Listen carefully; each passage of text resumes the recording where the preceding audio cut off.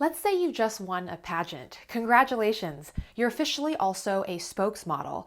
Being gorgeous, beautiful, photogenic is not enough. You actually have to be articulate because you are now a leader. You represent something bigger than yourself, an entire organization with its own set of values, a mission statement, and a place in the market, so to speak. So being able to convey that with your voice, with public speaking, with interpersonal skills is super important. Now, the way to really get that message out is with the media. You will encounter opportunities to speak to the press, and having media training is super key so that you know what to say, what not to say, and how to stay on message no matter what the situation is.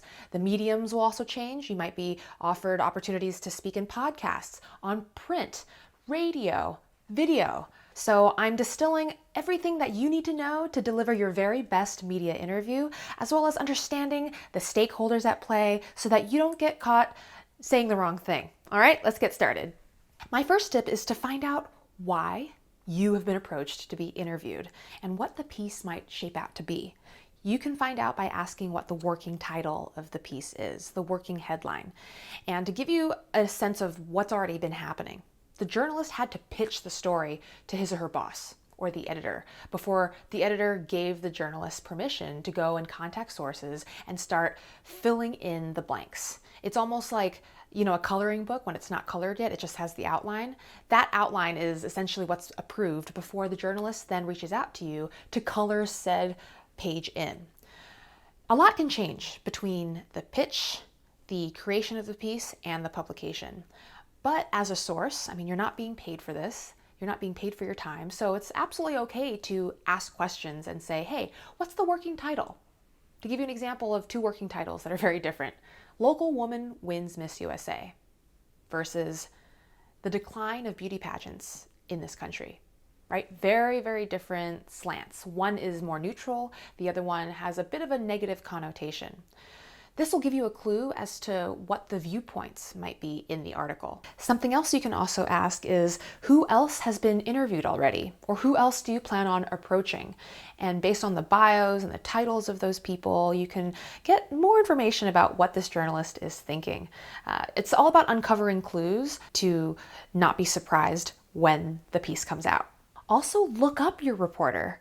Do a quick Google search. It should bring up her previous body of work. A lot of journalists are on Twitter and are very active on that platform. Is she more of a long-form investigative journalist? Who does she write for? What is her beat? Or does she do shorter, punchier, higher turnaround pieces with more sensationalist headlines? Is she flattering to the organizations she's previously covered? Or is she a little more controversial? Knowing what the journalist has worked on in the past will give you a better sense of who you're dealing with. Which brings me to my next point. No matter what question you're thrown, always feel comfortable sticking to your talking points. Talking points, okay? This is like a warm, fuzzy blanket on a cold day. It is dependable, it's comfortable, it's safe. Talking points are like pillars. You can always rest back on these foundational messages. Your talking points might have already been given to you by your boss, your director, your CEO, but if your organization doesn't quite have talking points yet and you are being given press opportunities, now is a really good time to write them down and send them off to get them approved. This is because language has so much power, and having the right phrases and the right talking points really brands your organization. In general, very safe talking points are your mission statement, sponsors, partners, any values, anything that is on the website, because that's probably been approved by marketing, the bio, the taglines in social media profiles. Like, those are all very safe things to always lean back on if interviewed as a title holder. My next point is a little bit unintuitive for women who've competed in pageants, and it is that it is okay not to answer the question, especially if the question is being asked off camera. In judges' interviews, we are trained over and over again, answer the question, because judges hate it when you skirt the question. And I get it, because judges will ding you if you don't answer the question. It can be a little insulting. Judges are like, hey, I spent time putting together this question. You're not even answering it. Are you dumb or are you trying to hide something? The press is different. When the press asks a question, they're trying to get a soundbite out of you. They want something from you, and it's okay to push back. However, let's say you're being interviewed in a medium in which the interviewer is also being seen, so there's no escaping the question that's being asked. Here are 2 techniques for how to answer tough questions that you can't avoid. Okay, the first one is called bridging. If you get the question, you don't like the question, just use this type of phrase. Well, I'm not sure about that, but what I do know is important is X. I'm not really sure about that, but I do know X. You can also say the real issue is blank. There are so many examples of these techniques being used all the time. I challenge you to start noticing them. How much confidence does Coach Bud's system give you? It's not so much the system, it's just the coaches, players around me. Another technique is the yes and technique in improv. Sample question. Studies have recently linked increased social media usage with higher rates of teen depression and anxiety. Should parents who let their teens use social media too much, who develop depression and anxiety later on, be held personally responsible? Teens love using social media, yes, and we need to encourage parents to be more involved in their teens' lives so they know what's going on and can better help them. See what I just did there? I took a negative question and I made it positive with the yes and technique. I first established a universal truth. Teens love using social media. That's something that everyone can get behind. So by establishing that at the get-go, I have people already on my side, right? I'm saying something that everyone kind of says is true and would believe. From that point on, once I start strong, then I can slip in whatever message I want. These techniques allow you to gently acknowledge any question and then close it out with what you really want to say. As a brand ambassador, you want lots of happy feelings associated with your brand. It takes a long time to build positive press and a good image, and an instant for all that to be shattered. Don't be too honest if the truth is unflattering. Okay? Unless you're a whistleblower or if you plan on being a martyr in some way, but that's a separate topic. But the emotional process of being interviewed can be very vulnerable and very scary. Any potential blowback is likely to be on you, not the reporter.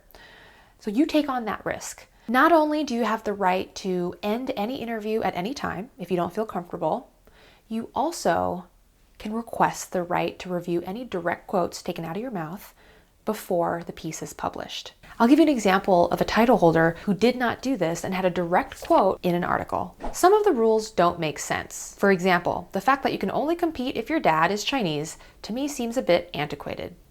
Ouch. Using the word antiquated might not have been the term she would have chosen if she reviewed the quote beforehand. By asking for the right to review quotes before it goes live, you are adding a check because humans are doing this. Okay? People make mistakes. Sometimes transcriptionists get things wrong. And if an inaccurate quote gets out there, it's not the journalist or the publication that pays for it. It's you because you're the source. So make sure you take ownership of that, right? It's your brand. No one's going to care as much about it as you. By asking for the right to review direct quotes, you can gauge the degree to which the journalist is willing to meet you halfway, right? Now, the journalist is probably a stranger. You don't know him. How can you know that he or she can be trusted?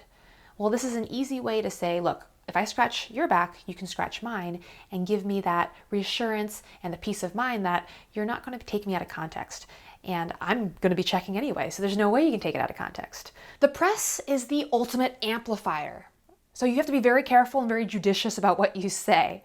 All right, it's kind of obvious, but it bears repeating. The internet is forever.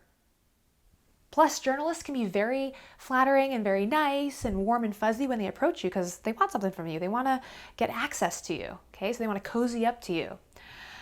But they are not your friend. They don't have your best interests at heart. They don't care about you. They care about writing and creating the best piece possible. And in today's day and age, best is defined by likes, shares, engagement, traffic, buzz. All of these metrics are what their advertisers care about. Their advertisers are their customers, okay? Without all the views and traffic driven by drama, oftentimes, they're not going to stay in business. So human psychology naturally gravitates towards story, drama, tension, and with pageants being such an easy target nowadays, just know where you might fall in all of that. The more you understand the ecosystems and the stakeholders, the more you know how to take advantage of it for your own gain and for your own exposure, okay? It's all one big game. So I wish you luck in this game, and please give my video a like if it was helpful. Also leave a comment so I can say hi and subscribe for future videos. Thanks. Bye. You can also watch some of my other stuff right here. You just click this video or this one. You can also subscribe here.